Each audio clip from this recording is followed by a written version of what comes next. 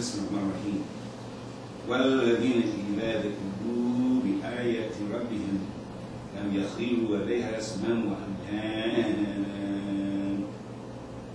وَالَّذِينَ يَقُولُونَ رَبَّنَا هَبْ لَنَا مِنْ أَزْوَاجِنَا وَذُرِّيَّاتِنَا قُرَّةَ أَعْيُنٍ وَاجْعَلْنَا لِلْمُتَّقِينَ إِمَامًا أولئك يجزون الغرفة بما صبروا ويلحقون بها تحية وسلاما خالدين فيها حسنة مستقرا ومقاما.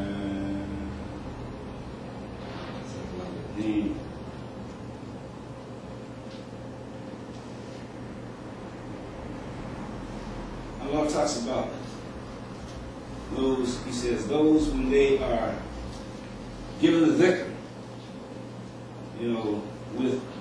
of his signs,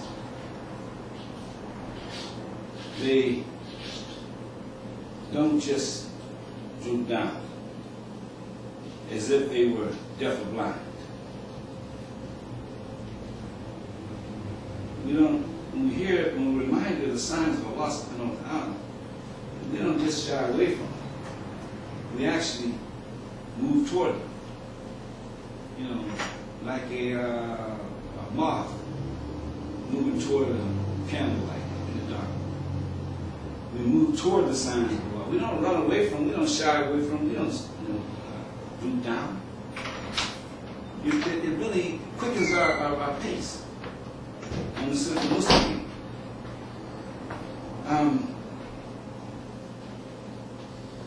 And then Allah subhanahu wa ta'ala, he says, and those who pray,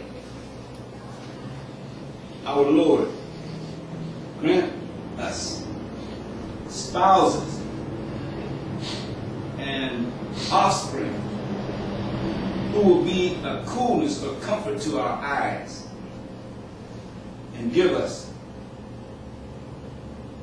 the grace to be leaders of those who fear Allah. Mutakini Imam. Be imams of those who are righteous, for those who are righteous.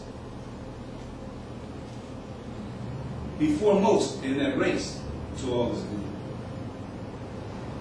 And this is a prayer that Allah gives us. Suppose we have a problem, say like with our spouses. It's a good time to use this prayer.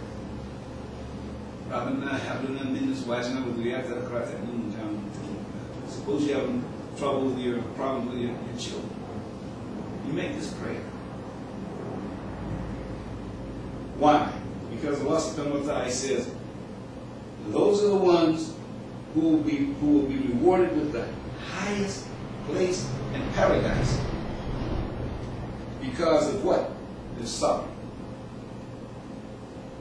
And they will be met when they enter paradise with salutations, salam, greetings, peace.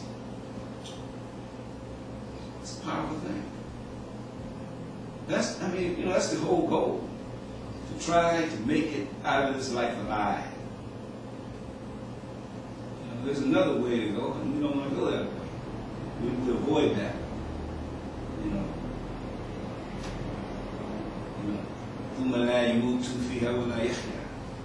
The unfortunate ones, where they enter a realm where they're not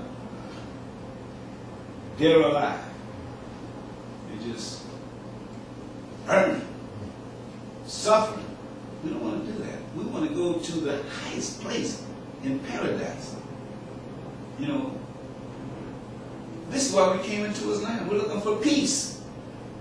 That's what Islam is. We're looking for peace. All these brothers and sisters out here still, caught up in confusion, in madness, in paranoia. They're looking for peace.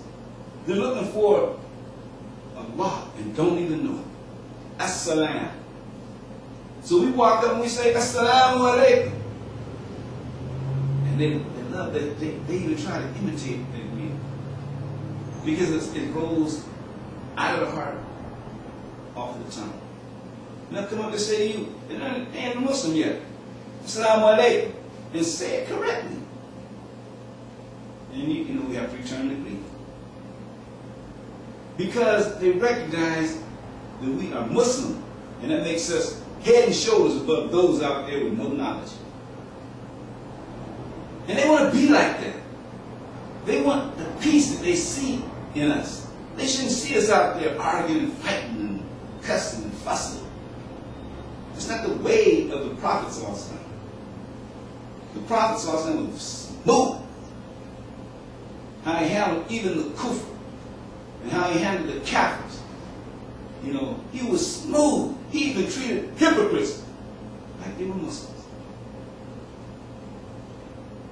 Hypocrites, known hypocrites, the king of hypocrites, like they were Muslims. He treated them just like they were Muslims. You know, he was smooth, and he was peaceful. When the angels came from the 2 mountains, they said, you know, we'll just crush these people. How dare they stone you? You know, just give us the word. And the Prophet ﷺ said, he didn't want that. All he wanted was that the children become Muslim. And they would become Muslim. He fought evil with good. He fought fire with water. He fought ignorance with knowledge. So we got to be like him. Best we can.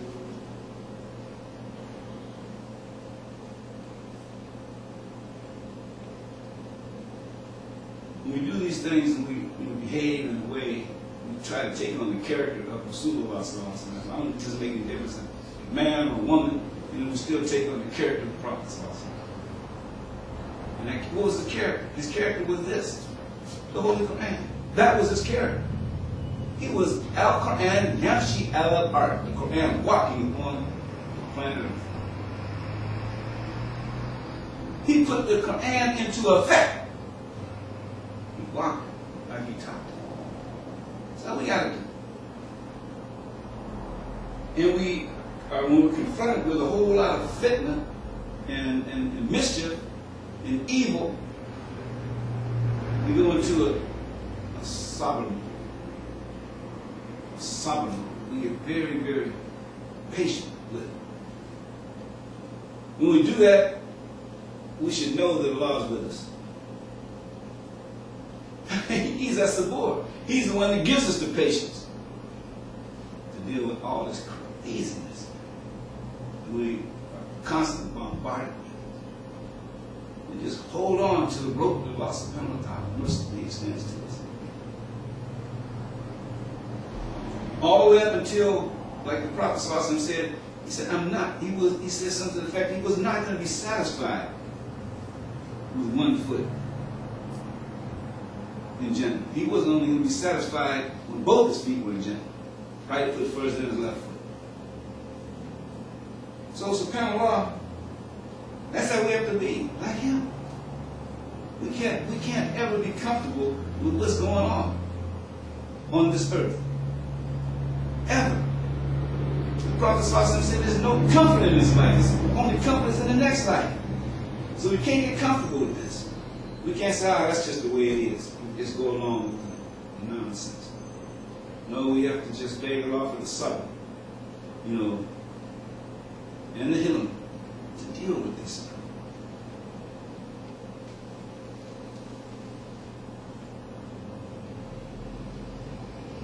And when we enter into paradise, because we did these things that Allah asked of us, we made the tawbah, we believed in Allah, we did the righteous works, we did what we were supposed to do as Muslims, and then we entered paradise and we greeted with the same greeting that we greet each other with every day as Muslims. Assalamu alaikum. Assalamu alaikum. And that assalamu alaikum, that's going to be the best assalamu alaikum we ever heard. When we step into that paradise, into that garden, and we hear the souls of paradise greeting us with assalamu alaikum, it'll be like old home week. We've been doing it all